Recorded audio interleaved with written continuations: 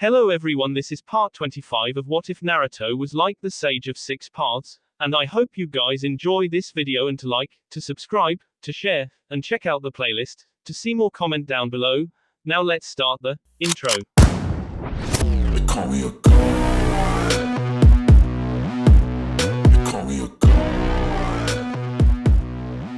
They call me a god. Join my membership, the perks are great. It's in the description. The cheers of the thousands of people crowded into the stadium were nearly deafening as the compeers for the Chunin exams walked into the arena. People from all across the elemental nations, cheering as one for the next generation of shinobi. Many of the teenagers down there now could quite well become the next Sannin, or even Kage. The great part was that nobody knew. They had all come for one thing, to see some exciting fights and cheer on their respective Chunin hopefuls. Although a good majority were also cheering for the people they had made bets on. They were there from all walks of life, high-class nobles, farmers that had scraped together the Ryo, civilian and shinobi alike. There were so many people there that it was understandable that the three people sitting up on the roof of the stadium went completely unnoticed. It did help that they were completely invisible to the eye thanks to a strategic use of the Boruto no Jutsu and were crouched over in a way that would make any Byakugan user simply believe they were shinobi that had decided to take a seat high up. Although a few Anbu had passed by, giving the spot a second glance as they swore they heard the sounds of eating. You know, eating dango like that isn't very discreet. Naruto's voice was a whisper, so he didn't alert the very attentive guards that were no doubt highly strung due to all the extra security Konoha would have to put in place during the exams. When the fights themselves actually began, they would be somewhat distracted, but until then subtlety was key, although Fu didn't seem to get that message. She happily ate her invisible dango, unconcerned by the slight noise she made. If anything gave them away, it would more likely be the smell. As if to exemplify that very point, a Kanoiki with vibrant purple hair done up in a spiky ponytail suddenly appeared on the roof in a rather over-the-top shunshin that had far too many leaves than were necessary. She was looking around in confusion, occasionally taking a sniff of the air and glancing in the direction. At one point it seemed she was actually about to come over, but an Anbu appeared shortly after and politely asked her to leave the restricted area. A collective sigh of relief passed between the three kids. Being found in a shinobi village using a jutsu obviously designed for stealth was not generally a good thing. Okay, I think that's enough dango for you. Fuu's shout in indignation as Naruto quickly tossed the food off the side of the arena wall was quickly muffled as Haku placed a hand over her mouth. The ice wielder suddenly felt incredibly lucky that he couldn't see the withering look that he could practically feel Fu giving him. Below them came a shout of surprise followed by an even louder cry of indignation as the dango landed on some poor unassuming spectator. I thought you said that the jutsu hid smells as well. Fu spoke in a hushed but still very agitated tone as she glared at where she thought Naruto was sitting. The invisible blonde simply shrugged, although he quickly realized that such an action was pointless when nobody could see it. It should. I mean it did in Kumogakure. Haku perked up at that. He had been incredibly intrigued when Naruto had shown him the jutsu and told him it required excellent chakra control. However, unlike Naruto, Haku could not keep it up indefinitely without the Preta Path's abilities, although short stints shouldn't have been impossible. They hadn't yet told him the story of how Naruto came up with it, or even why a monk would need a technique like that. Kumogakure. Naruto just patted him on the shoulder as another Anbu raced past, the signal for them to be quiet until he left. Long story, we'll tell you some other time. Haku just nodded, conceding, humming his acknowledgement considering Naruto couldn't see him, or at least could only see his chakra. It didn't seem to matter though, as there was another approving roar from the assembled crowds below them. It seemed the trio had missed something as only two shinobi remained in the arena along with the proctor, a lazy-looking man chewing on a senbon. That isn't very good for the senbon. Fu just nudged Haku and shushed him, even as the dark-haired boy was frowning over the treatment of his favorite weapon. A hush descended over the crowd as a Hokage stood up. To his left sat the Kazekage, his idini given away by the wide-brimmed hat bearing the symbol of his nation. To his right, slightly further away than the Kazekage, was Unoki, the third Tsuchikage. There had been quite a stir when news that an Iwa shinobi had passed to the last stage of the Chunin exams in Konoha. Nobody had expected the Tsuchikage to come. Finally, on the other side of the Tsuchikage was a man Naruto was all too familiar with, the enormous form of the Raikage himself. The refraction is probably weaker considering how wide I've had to make the field. Although Naruto had to admit that when he wasn't holding the layer of chakra around his body like a skin-tight suit, it made it easier to control its shape. Then again, that was offset by how difficult it was to simply hold it at that distance. It was taking nearly all his concentration to keep the three invisible. He could barely focus on the matches. Shush. Again Fu quietened the two boys as the Hokage stood up, clearing his tea loud enough for the entire stadium to hear him, no doubt using chakra to amplify his voice. Naruto smiled gently as he listened to a voice he hadn't heard in years. He had genuinely missed his Gigi. Even if he couldn't have the life he had wanted, the friends he had wanted. The Hokage had always at least done what he thought was right for Naruto. He may not have always been there, but that was certainly more than anybody else besides the Ichiraku family could profess to have done for him. In his reminiscence, Naruto actually missed what the Sandaime had said in his speech, and before he knew it, two of the genin were out at the center of the arena, eyeing one another up. A Hyuga, this should be interesting. Fuu's voice didn't really express that interest, devolving into her usual toneless drawl, but if Naruto could see her, he would have noticed that slight analytical glint enter her eyes. During the Kiri Civil War, she hadn't exactly made friends with many of the rebels, but she had garnered an appreciation for sparring against bloodline users. The unique and often unpredictable abilities really fed that part of her that yearned to learn more, and considering her early life, it was unsurprising she had a healthy curiosity regarding fighting styles. The Hyuga, after all, were well known for the distinctive and effective taijutsu style as well as their dojutsu. They possess the Byakugan correct. Fu made a slight humming noise to acknowledge Haku, but Naruto could tell she hadn't even looked around.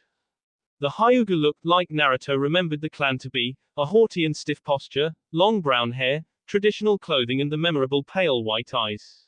His opponent was less recognizable with his short greasy black hair and deep maroon eyes, his forehead protector loudly and clearly marking him as an Iwagakure shinobi. However, the Konoha genin didn't seem interested in that. He seemed to alternate between shooting scathing glares at the single Kumo nin that had made it to the final round and sneering at his opponent. You should just give up, Iwagakure shinobi. Fate has already declared me the winner here. Naruto raised an eyebrow at the genin's tone. It was one thing to be confident about one's abilities, it was another thing entirely to speak in absolutes like that. He is rather arrogant, isn't he? Naruto couldn't help but agree with Haku on that one, and the Iwa genin seemed to mirror their opinions. Screw you, tree hugger, I don't care that you come from some fancy-ass clan or whatever, I scrapped my way here from the streets and you're just another obstacle in my way. The young boy settled back into a rather rigid stance as a smirk settled on his face. Neji didn't look all that impressed with the boy's bravado though, and simply settled for leaning back into the distinctive first stance of the Juken. A faint smile crept onto Naruto's face at the stance as a fond memory passed through his mind. What do you want? A tall man with an overly rigid posture stood frozen, mid-step in a stance that was a part of a dance-like movement as beautiful as it was when he against a real opponent. Nearby, a young blonde boy with his eyes squinted in a horrendous impersonation of the Fire Temple's head monk sat, stars in his hidden eyes as he peered up at the taller man looking down contemptuously at him. Your taijutsu style is really cool. The man's already upturned face managed to twist into a look of even greater indignation as he gracefully slipped out of the low stance he had maintained rigidly. This is no mere taijutsu style, boy, it is the Juken, the personal style of the Hyuga clan, and it is by no means cool. His voice carried the contempt he felt rather well, but Naruto simply quirked his head to one side in confusion. The name struck at a memory of his.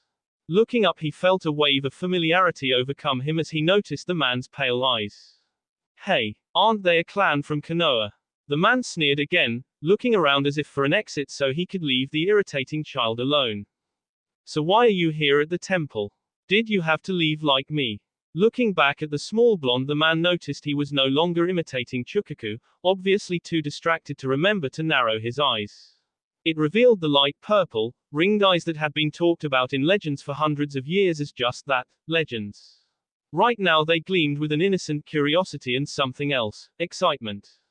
In a way, Naruto blinked in confusion. For a moment he thought he had found somebody he could relate to, being forced to leave their homes despite not wanting to. Huh, what do you mean? The man simply turned, figuring if he couldn't leave the child or make him leave, both of which were against the code the temple taught, he could simply ignore him. Hey! The man winced at the young boy's irritatingly high-pitched cry of indignation. Don't ignore me. I just want to understand, Tobio. The man swiveled on a foot, none of his movements anything but the epitome of grace and poise, as he had always been taught. After all, the clan with the greatest dojutsu in the world had to act the part, although hearing of the powers this young child displayed already put less credence into that belief. Understand. You wish to understand. Briefly the man's look of disgust turned into something reminiscent of a snarl, but years of indoctrination and training couldn't be broken so easily, and almost instantly it morphed back into a superior sneer. You are just a child, how could you possibly hope to understand me? He reached up to his brow, swiftly removing the leather headband he wore there in a smooth movement, revealing something imprinted on his forehead. It was two horizontal lines ending in small hooks bordering a left-facing manji symbol, each spoke also ending in a small hook. The entire tattoo-like design was done in a pale green, and despite its innocent appearance, Naruto could see the chakra faintly pulsing through it. What's that? The man glared at the young boy for a moment, but the blonde seemed to simply ignore the look, obviously rather used to them considering what he contained. The man didn't particularly care that the boy housed the kyubi. He had been living at the temple since before the attack, but he still looked down on him with the same contempt the Hyuga did for everybody else. This mark represents the cage we branch family members are forced to live in, having them simply because we were not deigned to be born into the main family. Naruto blinked in confusion, his young 8-year-old mind struggling to comprehend everything that was being said.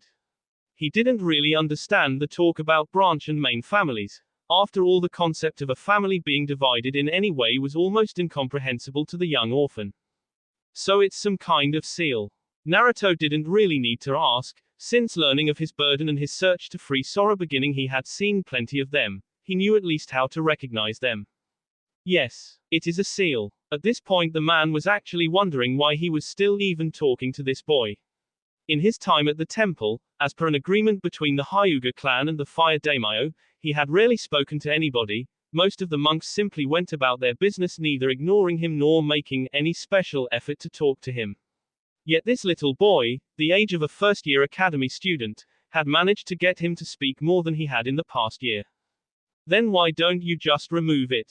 At that the man just huffed in irritation, as if the very idea of it was beneath him as well as ludicrous. And you believe it to be so easy? He didn't even ask it as a question. From his mouth it sounded more like an insult to Naruto's intelligence. Well, why wouldn't it be? Without any warning, Naruto suddenly stepped forward, reaching out and poking the man in the forehead, directly over the faint manji symbol there. The man, in his surprise at not only being approached but actually touched by the boy, couldn't react in time to stop him. However, before the instinctual berating could cross his lips, his pale eyes widened as a sudden lance of pain shot through his skull. He recoiled in shock, clutching at his forehead in pain as Naruto fell backwards, tripping over his own feet as the man pushed him back. What did you do? The man practically growled it out as he clutched at his forehead despite the pain already dissipating. His trained instincts screamed at him not to show this kind of weakness, as it was unbefitting of a Hyuga, yet for some reason he just couldn't find it in himself to care as much anymore. What? Naruto sat on the ground, rubbing at his elbow that he had banged on the floor as he gazed up at the man in confusion. You called that seal a cage, right? All cages can be unlocked. So I just got rid of it. I thought you would be happy.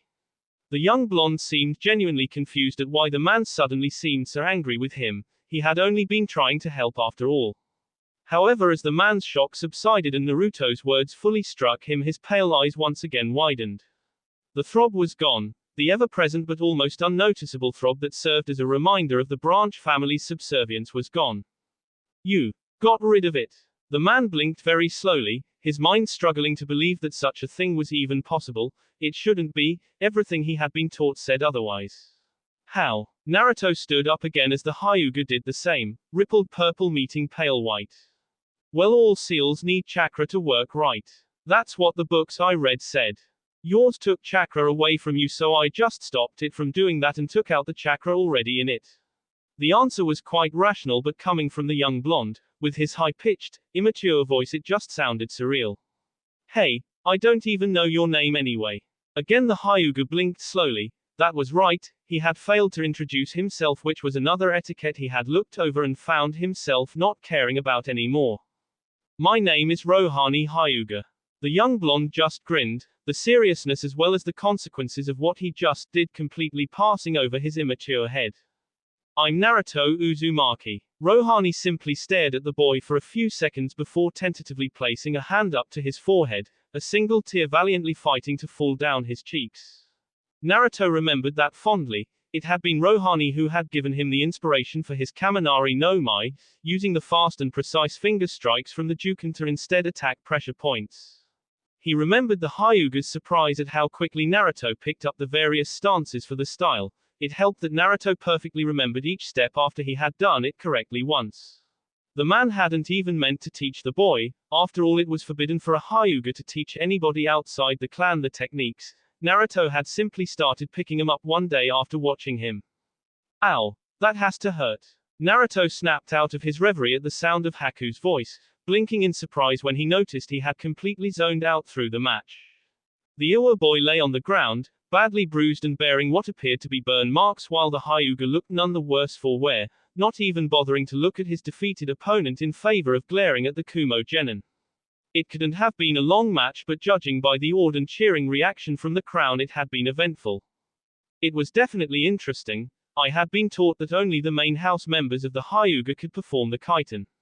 Fuu's emotionless summation had Naruto looking down at the floor. He noticed the distinctive 2-meter radius indentation that looked like they had been burned into the ground. Being a branch member, Rohani was unable to perform the move, but he had described it to Naruto, the hint of envy in his voice unmistakable. From the state of the arena, Naruto could at least take a guess at what had happened. There was a long line of loose earth stretching from the Iwa Genin's body to the edge of the Kaitan's mark. It was obviously the remains of an earth dragon that had been unable to breach the Hyuga's impenetrable defense. Naruto had always wondered why anyone believed the defense was impenetrable. All you needed was something matching the rotations of the chakra dome but in the opposite direction. That would be enough to throw the user off balance, probably leading to their own technique harming them. However, even as Naruto thought this, the next two contestants were brought out, two people that brought a smile to his face. Naruto knelt down on the soft ground, smiling sadly as stared solemnly at the two small raised plaques on the ground. Each bore the name of somebody who would always be dear to him, Tsuki and Ayami Ichiraku. They were buried near the outskirts of the cemetery, near to the training ground that also bore the Shinobi Memorial. It had taken him a while to find them, the names lost among the myriad of others buried in the very same place. The cemetery was quiet. He hadn't passed anybody else on the way here, but he had noticed more than a few flowers placed on the graves.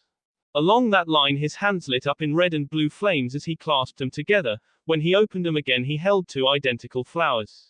They looked like roses, but they were completely white, as if somebody had taken a flower and bleached it of all color. He thought it was appropriate given the circumstances.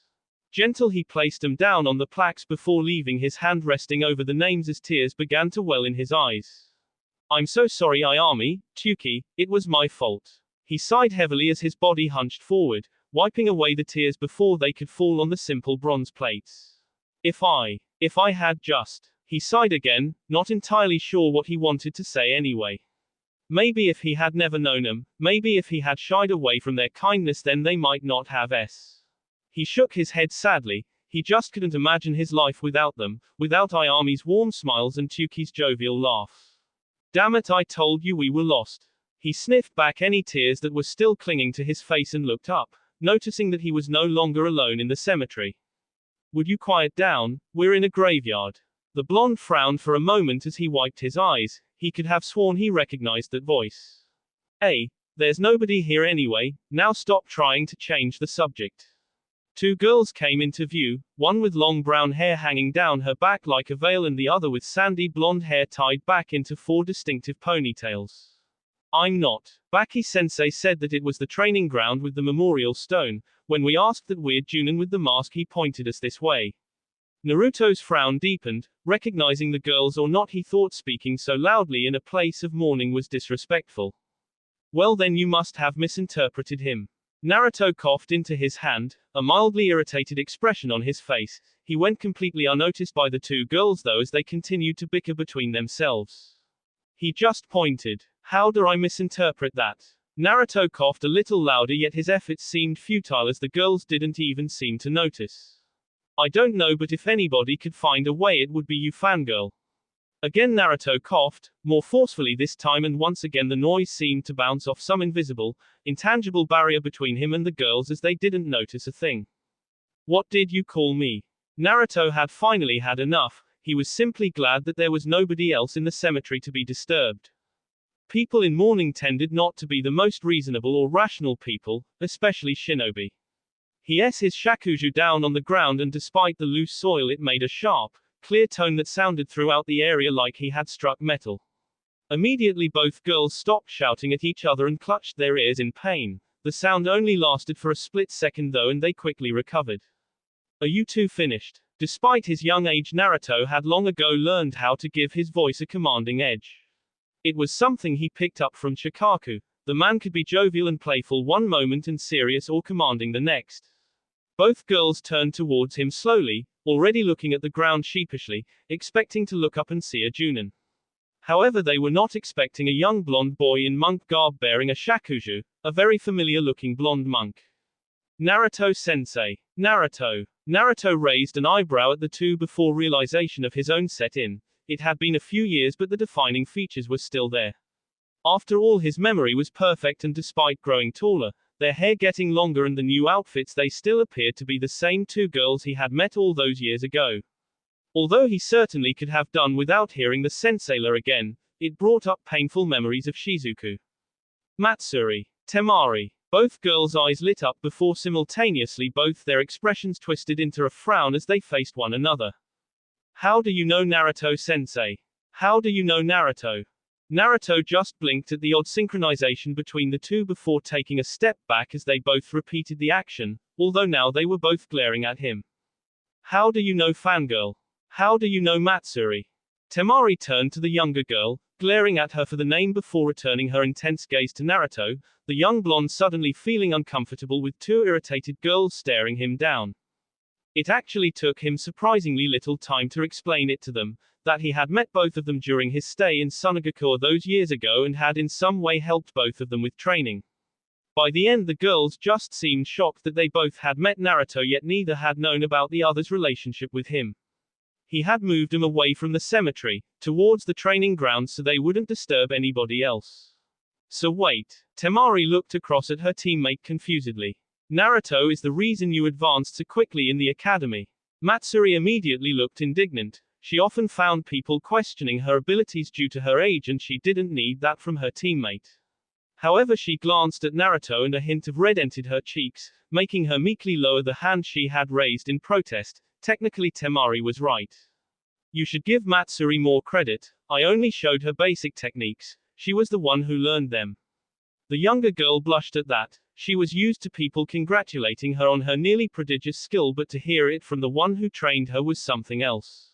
Temari just smirked knowingly at the girl, crossing her arms under her see. So the little prodigy had help her. Matsuri simply crossed her own arms over, looking annoyed again, the blush abated from her cheeks. Can still beat you in a fight fangirl. Temari's smirk turned into a scowl as she reached for the large black battle fan on her back. For a moment Naruto thought they were going to fight right there. Bring it on then Matsu-chan. At that the younger girl scowled as well, reaching for the kunai in her pouch, filling her hand with them. Ahem. At this point Naruto was just annoyed. They may have left the cemetery but they were still close and these two were about to fight it out over something as inane as this.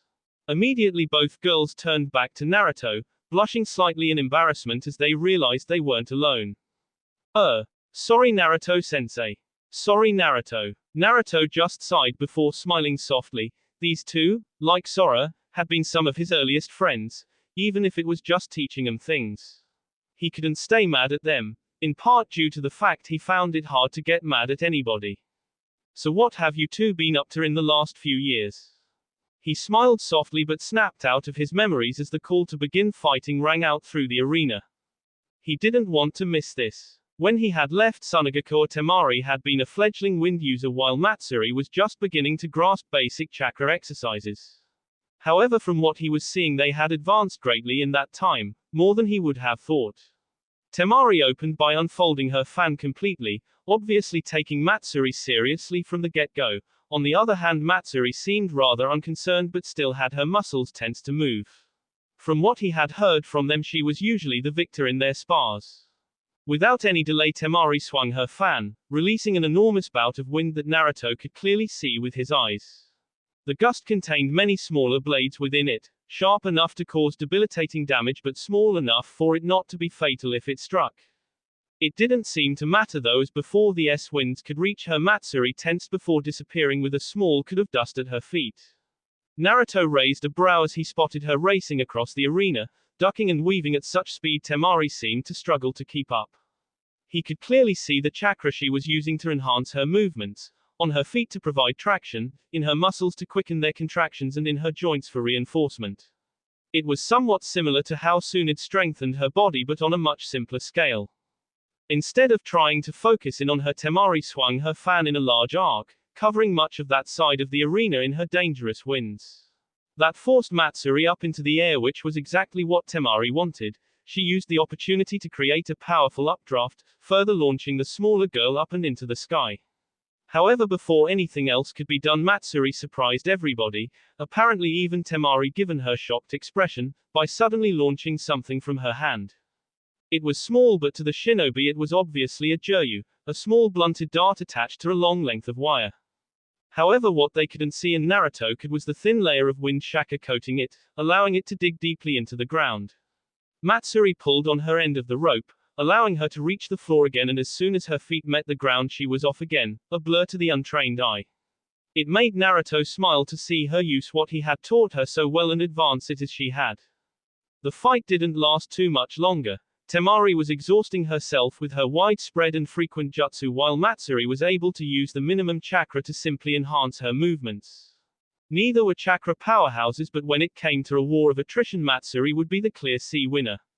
Sure enough, after 10 minutes of this back and forth between the two, Temari made a mistake, not putting enough chakra into one of her wind jutsu. Matsuri was just about able to power through the weak winds, connecting with a powerful blow to the jaw that had Temari on her back, unable to continue. The crowd cheered heartily. It hadn't been the most exciting of matches, but it was always worthwhile to see the up-and-coming generation show of what they knew. There was also the mystery of what Matsuri might show in the next round of the fights. After all, she had managed to keep many of her skills hidden like a true ninja.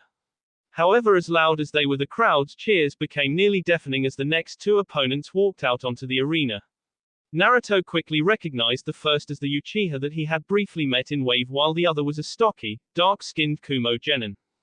Both settled into their respective stances, not a word spoken between them but a wry smirk on both their faces. However, before the match could even begin, Naruto frowned. He felt the familiar tug as foreign chakra tried to invade his system, only to be passively absorbed by his preta-path. He wasn't sure what everybody else was seeing, but soon much of the non-shinobi crowd had fallen into a deep slumber. One by one, members of the crowd not affected by the powerful genjutsu stood up, confused by what was going on. Then chaos erupted from the ground. There was barely a second of warning before the floor of the arena suddenly exploded outward in a dangerous hail of rocks and stone.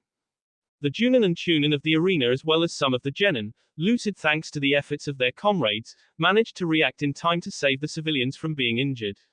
Hundreds of barriers of all kinds lit the scene up in an array of colors, from water encampment jutsu to rock domes, and even one or two wind walls that shredded any incoming rocks into a fine, harmless powder. However, any more reprieve for the Leaf Shinobi was asking too much, as only moments later a veritable army of enemy ninja rushed out of the newly formed tunnel emerging from the ground. Based on the explosions and sounds of fighting emanating from elsewhere, this was not the only place these tunnels had opened. There was only one village with enough highly trained earth jutsu practitioners to effectively use this entrance strategy, and sure enough, the rock-on-rock insignia of a Wagakur gleamed proudly on each and every headband. Naruto. Fu blinked when she noticed that she was fully visible again, as were Haku and Naruto. Not that any shinobi would pay attention to them with all the fighting that had erupted. The blonde was just standing there, his shugegasa gone and his long blonde hair swaying slightly in the breeze from atop the arena wall. His ringed eyes slowly roamed across the village, taking in the shinobi leaping about, some protecting civilians, others fighting. Some were mere blurs broken only by the occasional clash of steel on steel as kunai met in a beautiful and dangerous flurry of metal. Go! Fu stood up, confused at Naruto's whisper of a command. She noticed that his eyes weren't squinted and she could clearly see his steely eyes, hardened into an expression she had never seen on him before. Go please, stop the fighting where you can, I'm going to need a moment for this. Fu hesitated for a moment, taking a look around at the fighting herself for a moment. She had no feelings for these people, she didn't care for them personally, there was no reason for her to intervene. However, one look at the determined expression on her friend's face erased all her doubts and she simply gave a firm nod before dashing off.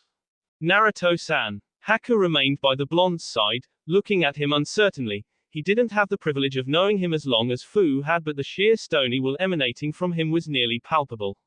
His hands were slightly tightened around his shakuju, turning the knuckles slightly white, and yet when the blonde turned to face Haku his eyes changed, becoming compassionate. You don't have to do anything you don't want to, Haku. I know you don't like fighting. Haku wasn't sure what to say to that and his face betrayed this, flickering through more than a few emotions before settling on confusion. He had never been given a choice before, not like this. With Zabuza it was simply following whatever order his master gave unconditionally.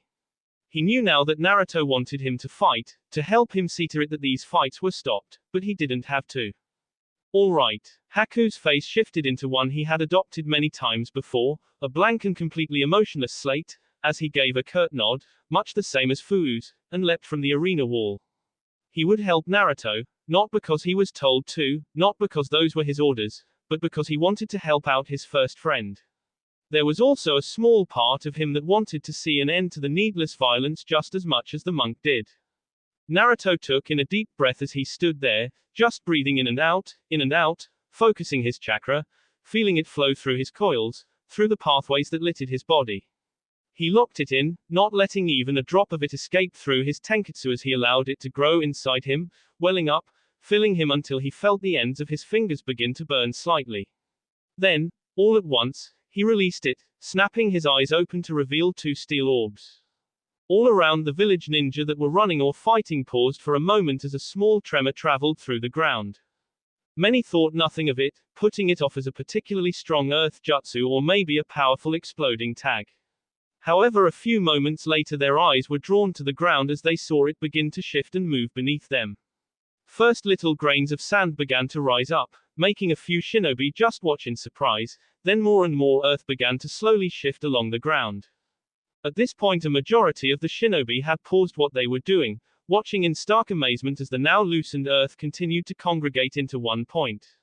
Slowly but surely it began to rise up beneath Naruto's feet, lifting him higher and higher into the air on an enormous pillar of sand. All of the Suna shinobi there, including the Kazekage himself, looked up in horror as they recognized what was going on, but even they had never seen it on this scale before. Temari stood transfixed, trying to peer up and see the small speck of a figure atop the growing pillar of earth. Gaara. Her weak voice barely registered to the frozen shinobi around her, however if sight before them had them pausing that was nothing compared to what came next. An enormous pressure suddenly descended on the village as the weight of Naruto's chakra was unleashed, weighing down on the shinobi like an actual physical presence. Many found their breaths catching as even from this distance they could see it. Stop this! The powerful voice, amplified by chakra, sounded throughout the entire village, sparing nobody's ears. He was just a silhouette with the sky behind him, his travel cloak billowing in the wind and his shakuju in one hand. The sharper-eyed among the shinobi could even spot the horns of his headband and his ponytail. However, all of them could see the faintly glowing ringed eyes that somehow seemed to be staring at the entire village all at once. Do you not see what you are doing? Only silence met his rhetorical question, the silence of an entire village staring as one towards the mysterious figure atop the pillar of sand. This fighting, Kay, don't you see how pointless it all is? Despite the strength and power behind his voice, the hint of desperation and pleading was still there. He didn't want to just tell his message, he genuinely wanted them to understand him. You fight and Kay here today, tearing families apart, Kay brothers, Fathers, daughters and wives, ripping friend from friend, but for what? The silence was deafening, there wasn't even the sound of kunai clashing anymore as everybody listened to the impassioned speech. What then? Their families, friends, loved ones will declare revenge on you, you to revenge those they lost. Then your loved ones will do the exact same thing in one pointless, self-destructing cycle of hatred. Naruto took in a deep breath as he drank in the oppressive silence, knowing full well the eyes of the village were on him right now. If you just drop your weapons and walk away, you can put an end to it. There doesn't need to be mourning when this is all over. Those of you who do this out of revenge know how it feels to lose somebody precious. Does inflicting that feeling on somebody else, somebody innocent of all this, be somehow lessen your own loss?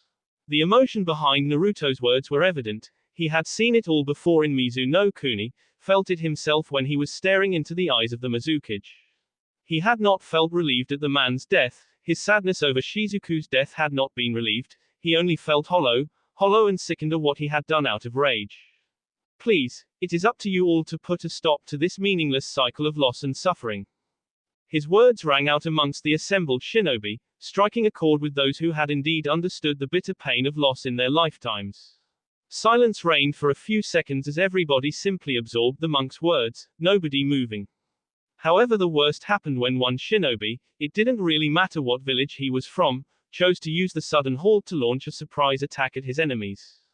It was like a dam had burst. Before Naruto's very eyes he saw the entire village once again descend into fighting.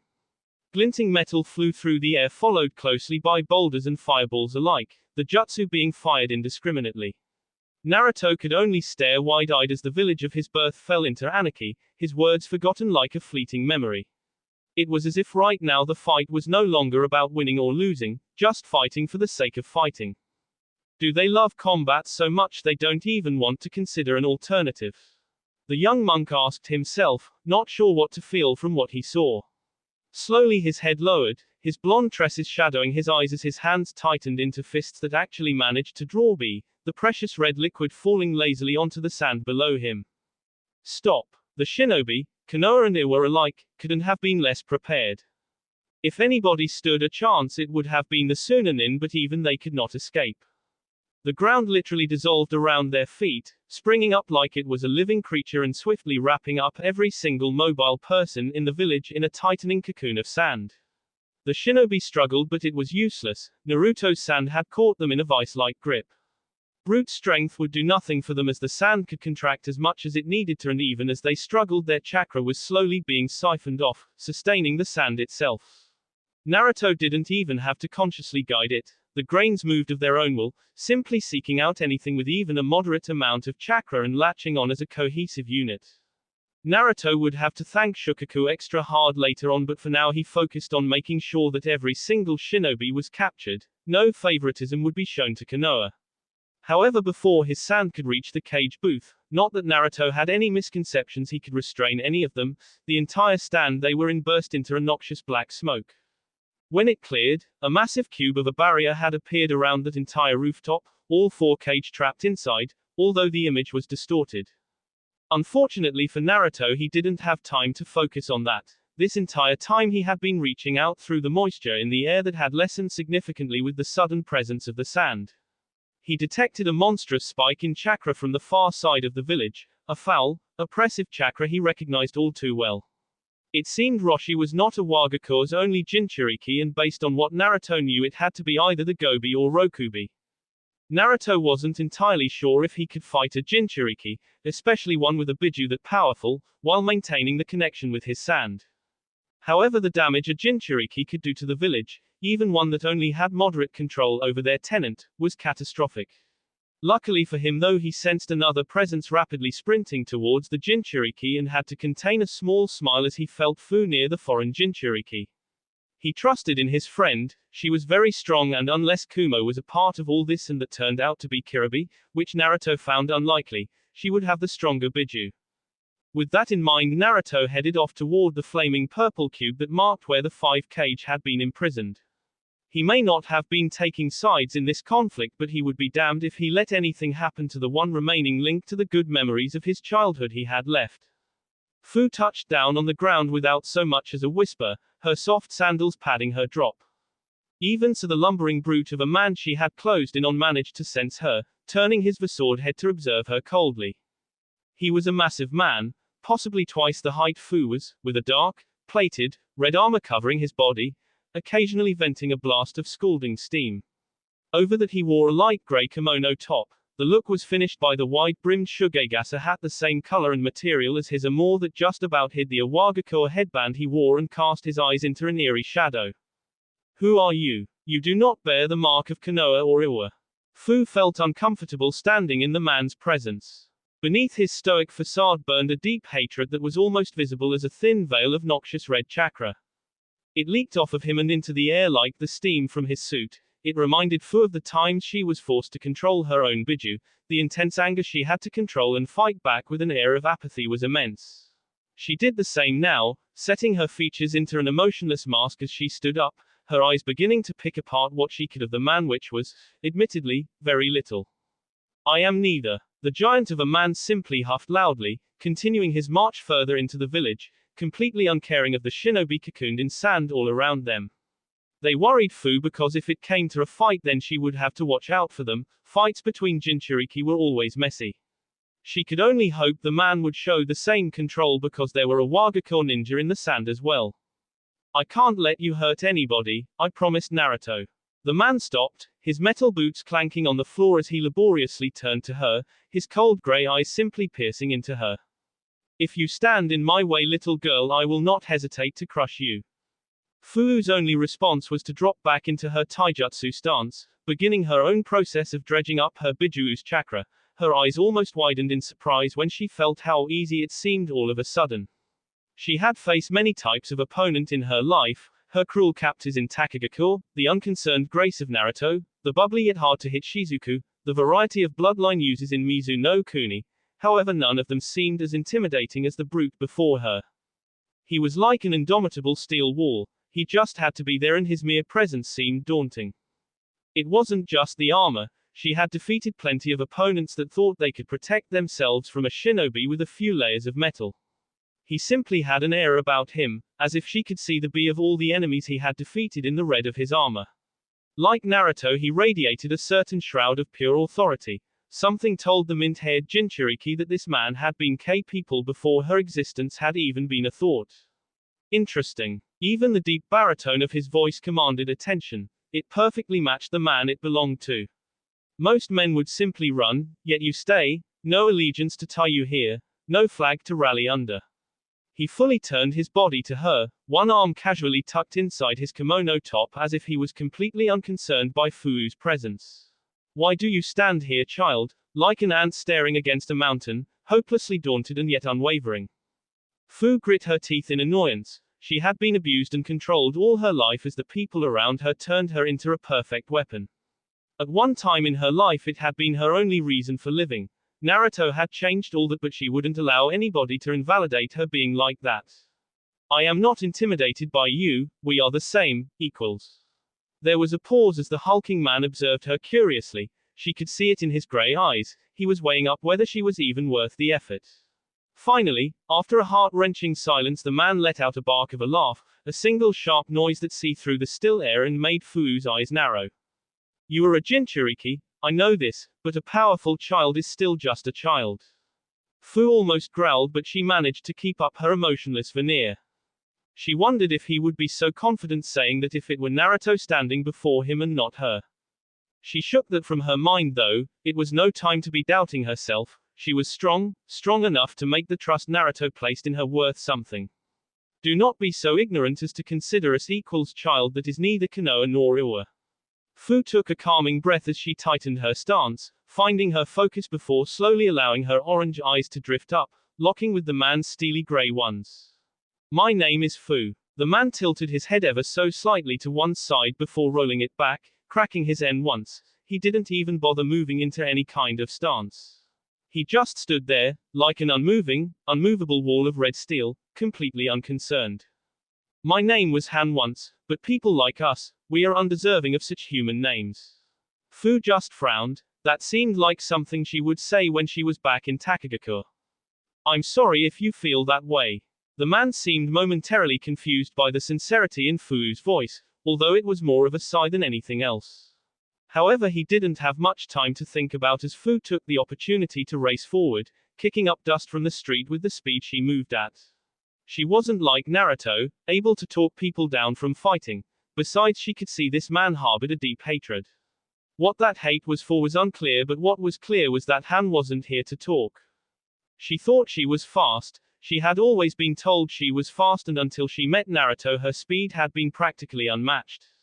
Since then she had learned many times there were many people out there who could match and surpass her own speed.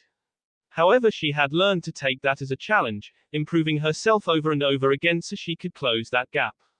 However, now her speed, as remarkable as it was, seemed to count for nothing as Han almost leisurely lifted his armored hand up to block her jab. Apparently, even when he seemed less focused, he was no less alert. She remained unperturbed, bouncing back on her feet before skirting around the larger man who offered up no kind of resistance or counterattack. She used the extra traction offered by the dusty ground to slip around the larger man, only to silently balk as she saw he was even more heavily armored around his back. What's more, the man seemed to have something built into his armor, some kind of heavy-duty furnace that occasionally belched a thin, misty vapor that didn't look too inviting. Before she could look any more, though, her eyes widened imperceptibly as she ducked back, briefly forgetting that she had moved around to attempt some kind of attack. It was just in time as a meaty and heavily armored fist swung just over her head, Han not having even looked around. However, that changed as the bulky man slowly turned to observe her, his eyes quirking up in moderate interest, or perhaps amusement. Fu didn't care either way. Rushing forward again, she this time fainted down, preemptively moving out the way of another high-speed, lethal swing. Han didn't even seem to be trying. It was almost like he was simply acting just to see how Fu reacted. He didn't seem disappointed as she suddenly shot off the ground, aiming a jab right for the man's unprotected eyes. He didn't seem too concerned, merely allowing his arms to cross over his thick sea again, staring at the younger Jinchuriki evenly. It quickly became apparent that Fu's normal speed would not be anywhere near enough to breach even the first layer of this man's defenses. It wasn't that he was faster. In fact, with the heavy armor he wore, Fu had the advantage in that department. It was just the fact that he had experience. He was able to predict her moves with ease and had the reflexes to match her. Do you not see how fruitless this is now? Fu merely narrowed her eyes at the almost lazy drawl in the man's voice. However, the fact remained he had a point. At her current level she did not have the power to defeat him. Then again, she had a way to increase her own level. The real question was whether he could do the same. Figuring that floundering around trying to defeat this man in vain would do nothing for her, so she dug deep inside herself, finding that hidden well of power while a single eyebrow in the giant man's face rose. I assure you that will do you no good. Fu ignored him as a thick, noxious veil of red chakra slowly enveloped her form, at first like a bubbling layer of acid that danced about on her skin before it sharpened, forming into a crisp red coating about her skin. The details were all there. A translucent helmet formed out of the coat, 6 ominous S that glowed a slightly deeper red. Finally, a single long spindly tail grew languidly from the toxic cloak, completing the visage of the Nanabi no Kabutamushi. She remained silent though, even as an intense rage bubbled up from deep within her, a rage that wasn't completely her own yet rode on her own feelings. It was all there, her mistreatment in Takagakure, the loathing of her fellow villagers, the resentment and the anger. She quashed it all, repressing it down and controlling it until it was a barely noticeable red flicker in the back of her mind. It was something she had done hundreds of times before, ignoring the anger and hiding it behind a mask of complete indifference, her emotions as much as possible.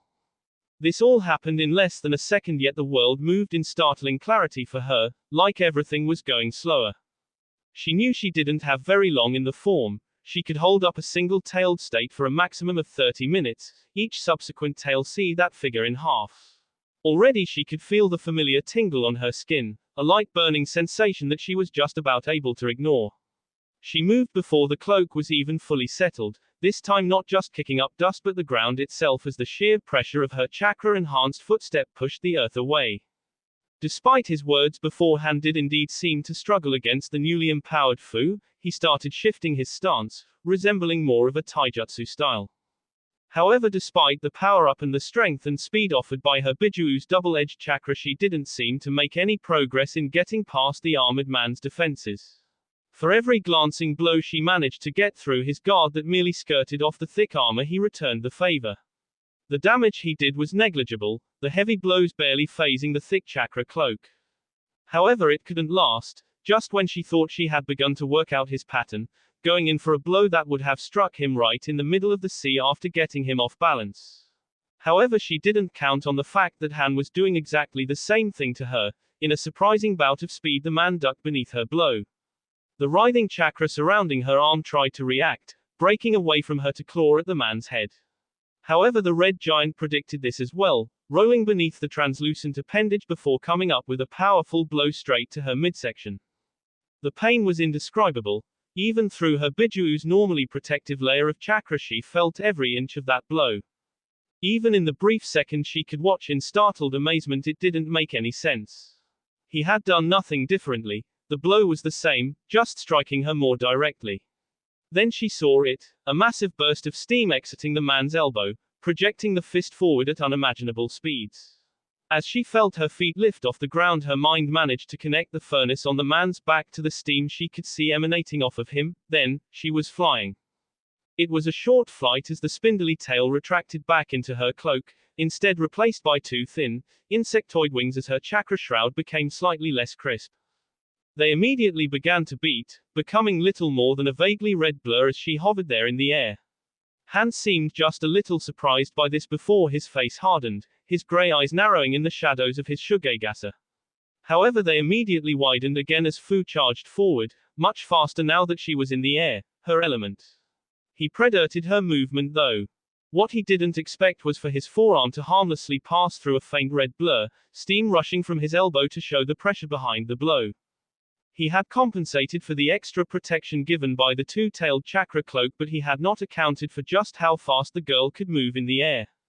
He swiveled to try and catch her, but she was like a dragonfly, flitting about and only just staying in the corner of his eye. Then he felt it, a light tap. He barely even felt it through the armor he wore, but it was there. Then again, another light tap. He might not have even registered it if his senses weren't alert due to the adrenaline pumping through his system. They continued this way for another minute, Fu darting inside Han's guard long enough to probe his defenses but not long enough to deal any significant damage. Luckily for her, Han actually seemed to be trying now, whirling around and trying to anticipate where the girl would come next.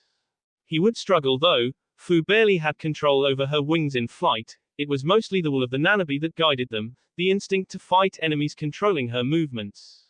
It seemed Han had finally deigned to take her seriously though, as the furnace on his back suddenly began spewing copious amounts of his steam, bathing the area in a pure white mist.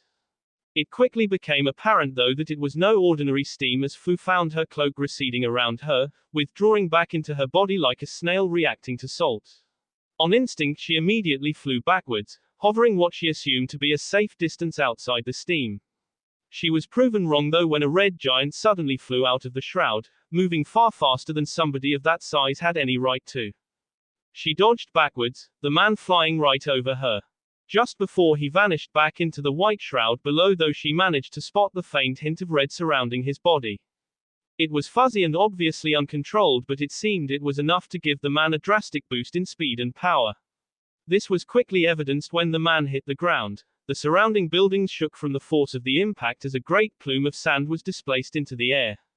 Then everything went still, only the swirling of the steam below her and no indication of where Han had gone. She couldn't go back into the steam or risk losing her Bijuu cloak, possibly the only thing that would keep her from being boiled alive. She also couldn't stay out here. Han must have known that her ability to keep the shroud was limited by time, and right now she probably only had around 10 minutes left. Then, as if her prayers were being answered by some higher power, she felt the temperature around her drop drastically. Almost immediately the steam in the air cooled, thinning out and dropping away to for a thin layer of moisture on the sandy ground. Fu looked around and spotted Haku standing on an opposite building, his hands in a seal that was definitely not one of the standard 12 and a look of intense concentration on his face. Finally, once the shroud of steam had dwindled to just a thin white layer hovering just above the ground, he stopped, taking his hands out of the sign and leaning on his knees. The thin white tendrils of the no longer lethal mist separated to reveal the stoic figure of Han, still lightly shrouded in a hazy red cloak, his initial Jinchuriki stage. A moment later Haku appeared in a body flicker near to Fu, giving the mint-haired Jinchuriki a nod which she returned. The two of them turned to face Han again, muscles tensed to move as a thicker, violet chakra began to flow over his body. Naruto appeared on the roof above the arena, the sand he had ridden there dropping away under his feet as he stared at the enormous purple barrier before him. It moved and flickered like flame but was hazy enough to block most of what it contained. However, he couldn't see anything thanks to what appeared to be trees behind the barrier, enclosing the area inside in a thick forest. He approached the barrier, holding his hand up to the heatless flames and just watching curiously as the strange surface rose up a little as if trying to lick at his palm. Hey, good luck getting through here, you moron. This is a heavy-duty barrier. Try asking that Anbu over there. The blonde looked around at the dark-skinned boy in the inside corner of the barrier, holding up his hands in a seal that seemed to be sustaining the powerful purple cube. He then looked around at what appeared to be a pile of blackened ashes on the roof beside them, obviously the remains of the Anbu that had tried to protect his Hokage in vain. Naruto ignored this as best he could, instead holding up his hand at the barrier. It flickered brightly when he brought it nearer before S away, unable to sustain itself without the necessary chakra. The boy in the corner widened his eyes as the barrier just flickered before S away where Naruto stood. However, before the blonde could walk through the makeshift hole he had created, something blocked the way. With the hole grew a large grey coffin from the ground, almost in reaction to the barrier being foiled. The lid cracked open before clattering to the ground, only revealing darkness inside. Naruto. The blonde could only stare, a tear finding its way to his eye as he was met by a veil of purple hair. Quote. Shizuku. That will be all for this video. Be sure to like, subscribe, share, and comment down below for more videos. Goodbye.